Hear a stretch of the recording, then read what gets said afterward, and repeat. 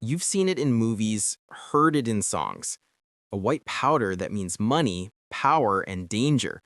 But how did a simple leaf from a mountain in South America end up causing one of the biggest, most violent crime waves in history? This is that story. Long before there were countries or cartels, there were the Inca people in the Andes Mountains. For them, the coca leaf was a gift.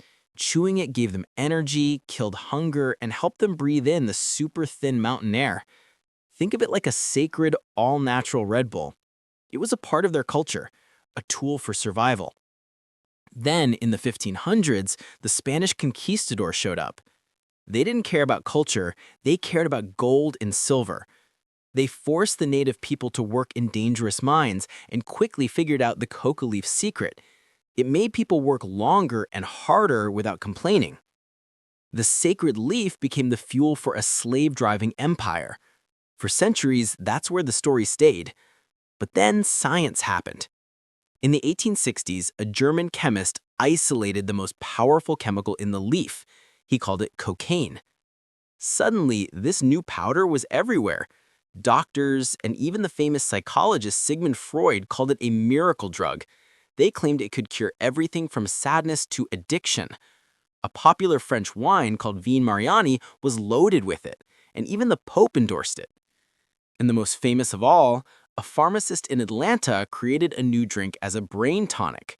It had caffeine-rich cola nuts and, you guessed it, coca leaf extract.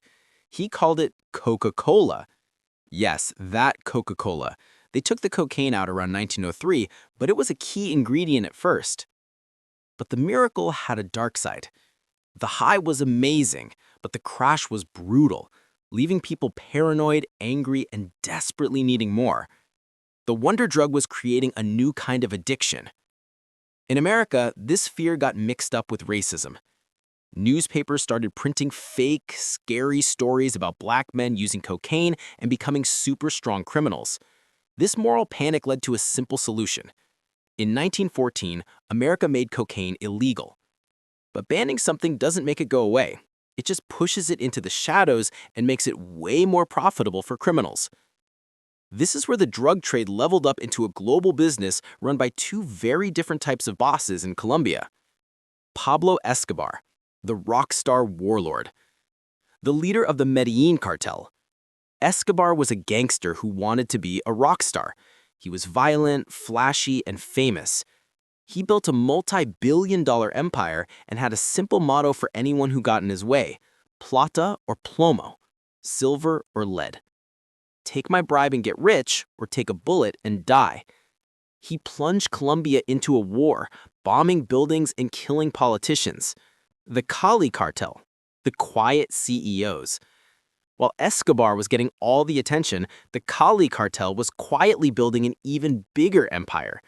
They were the opposite of Escobar. They were like the scary, silent CEOs of a massive corporation. They didn't use car bombs, they used spies, hackers, and bribes. They were smarter, more sophisticated, and for a time, they controlled over 80% of the world's cocaine. In the 1980s, cocaine was the drug of choice for the rich and famous. It was the expensive party fuel for Wall Street traders and Hollywood actors.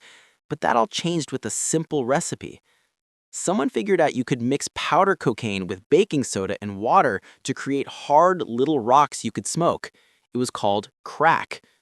Crack was cheap, incredibly powerful, and intensely addictive. It hit poor, mostly black neighborhoods like a hurricane, leaving a trail of addiction and violence. This led to the war on drugs, but it was a war fought with unfair rules. The law stated that having just 5 grams of crack would get you the same 5-year prison sentence as having 500 grams of powder cocaine. Think about that. Same drug, but the cheap version, popular in black communities, got a punishment 100 times harsher. It sent a generation of young men to prison and destroyed families. The US eventually took down the big Colombian cartels, but it was like cutting the head off a hydra. 2 more grew back, and this time they were in Mexico. Mexican cartels, like the one run by El Chapo, took over the business.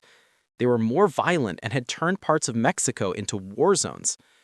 And this is where the story gets its darkest, most recent chapter. These cartels found an even cheaper and more addictive product: fentanyl. Fentanyl is a synthetic opioid, like a lab-made version of heroin, but it's 50 times stronger. It's so cheap to make that dealers now secretly mix it into their cocaine to make more money. The result is a national tragedy. People think they're buying cocaine for a party, but they're getting a dose of a deadly poison. A tiny amount, the size of a few grains of salt, can kill you instantly. Buying cocaine today is like playing Russian roulette. You have no idea if the next line could be your last. From a sacred leaf to a chemical poison, the story of cocaine is a story of how a single product, fueled by greed and addiction, left a trail of destruction across the entire world.